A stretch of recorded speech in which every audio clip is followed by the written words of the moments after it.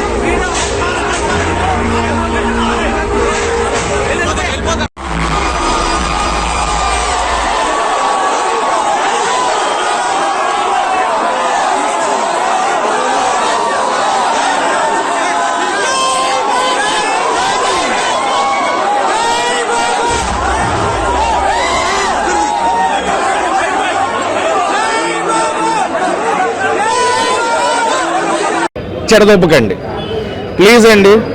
ఏదో ఎక్స్పెక్ట్ చేసి వస్తాం, గురూజీ మాటలు అది ఇది ఉంటుందని. మహేష్ బాబు గారిని ఏం చేద్దాం అనుకున్నారో అర్థం కాల. ఆయన ఏం చేశారో పాపం ఆయనకు అర్థమైందో లేదో, త్రివిక్రమ్ గారు అనే ఫేవర్లో ఆయన వచ్చేసినట్టు ఉన్నాడు. సో నాకైతే సినిమా ఇంకోసారి పడుకోవాలని ఉంటాయి. అంటే వింటర్ బయట చల్లగా ఉంది, లోపల ఏసీ కూడా వేస్తున్నారు, అది చల్లగా ఉంది, వెళ్ళి హాయిగా పడుకోవచ్చు.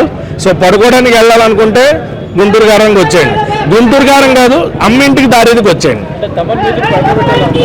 తమన్ మ్యూజిక్ అసలు ఏముంది భయ్య సినిమాలో, తలగొట్టుకున్నా నేనైతే. ఎందుకు ఇలాంటి సినిమాలు పండక్కి మళ్ళీ అది కూడా బ్లాక్ బస్టర్ అని చెప్పుకొని ఎందుకు ఇలాంటి సినిమాలు తీస్తారనేది నాకు అర్థం కాల. తీసేది నిజంగా కంటెంట్ ఉన్న సినిమాలు తీస్తే ఎంకరేజ్ చేస్తాం. లేని సినిమాలని మాడిపోయిన దోశనే చెప్పాను కదా ఇందాక, ఒకవైపు మాడిపోయిందని ఇంకోవైపు తిప్పారు, అది కూడా మాడిసి వచ్చింది, అంత మించి ఏం లేదు. కొత్త మహేష్ బాబా, మహేష్ బాబు గారే కనబడలేదు బ్రో, మళ్ళీ కొత్తగానా? ఓ కనబడలేదు కాబట్టి కొత్త మహేష్ బాబు కరెక్టే. అది మటుకు యాక్సెప్ట్ చేయాలి, ఎందుకంటే మహేష్ బాబు గారిని నేను తప్పను. ఆయన పాపం అదే చెప్తున్నా, డైరెక్టర్స్ హీరో, డైరెక్టర్దే తప్పు నేను హీరో తప్పు పట్టను. ఆయన మాటల మాంత్రికుడు, మాటలు రాసుకోవచ్చు, ఆయన మాటలు ఎన్ని ఎంకరేజ్ చేస్తాం గురూజీ కాబట్టి. కానీ కథలు లేనప్పుడు ఉన్న కథలనే అటు తిప్పి ఇటు తిప్పి చేస్తే జనాలు అయితే పిచ్చోళ్ళం కాదు కూర్చొని చూడడానికి. అండ్ ఇదే బ్లాక్ బస్టర్ సినిమా మేము కొట్టేస్తాము, మేము పీకేస్తాము, ఖచ్చితంగా సంక్రాంతి మాదే అని చెప్తే మటుకు కష్టం. అది ఎందుకు, ఎవరికి ఉపయోగం? ఇద్దరు హీరోయిన్లు కాదు, 10 మంది హీరోయిన్లు పెట్టండి, ఎవరికి ఉపయోగం? కంటెంట్ లేనప్పుడు సినిమాలో వచ్చి చూసే ఆడియన్కి ఏంటి ఉపయోగం? నాకైతే అంటే సినిమా చూడాలి అని వస్తాం, ఎంత ఖర్చు పెట్టన్నా సినిమా కోసం, సినిమా ఫేవర్తో వస్తాం. కంటెంట్ లేకుండా సినిమాలు రాయొద్దు అంటున్నా. కంటెంట్ ఏంటి అంటే కంటెంట్ లేదు కాబట్టి కంటెంట్ ఏంటి అని చెప్తున్నా బ్రో. కంటెంట్ ఏంటి అనేది నాకు అర్థం కాల, అదే చెప్తున్నా. ఇప్పుడు అత్తారింటి దారేది పవన్ కళ్యాణ్ గారు అత్త కోసం వెళ్ళారు, తాత కోసం. ఇక్కడ నాన్న కోసం అమ్మింటికి దారేది అని మహేష్ బాబు గారు వెళ్ళారు. అదే కంటెంట్, ఓల్డ్ కంటెంటే.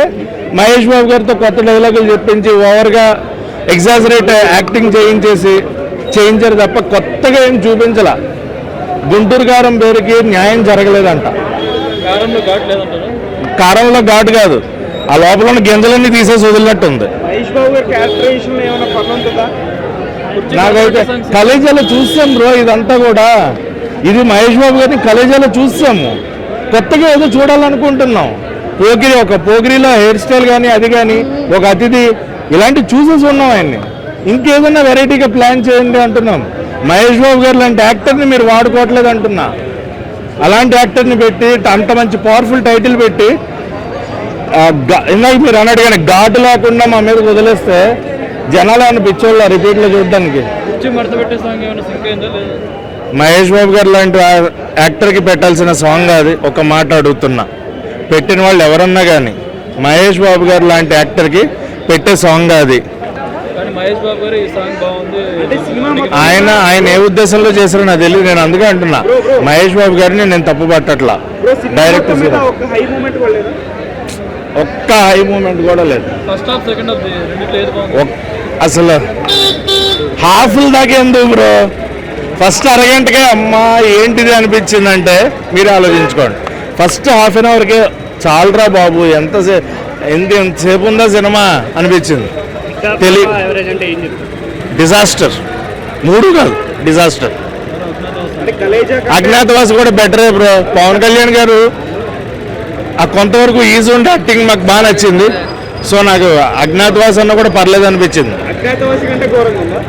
నాకైతే నచ్చల. అజ్ఞాతవాసి కంటే ఘోరంగానే అని చెప్తా, ఓపెన్ స్టేట్మెంట్.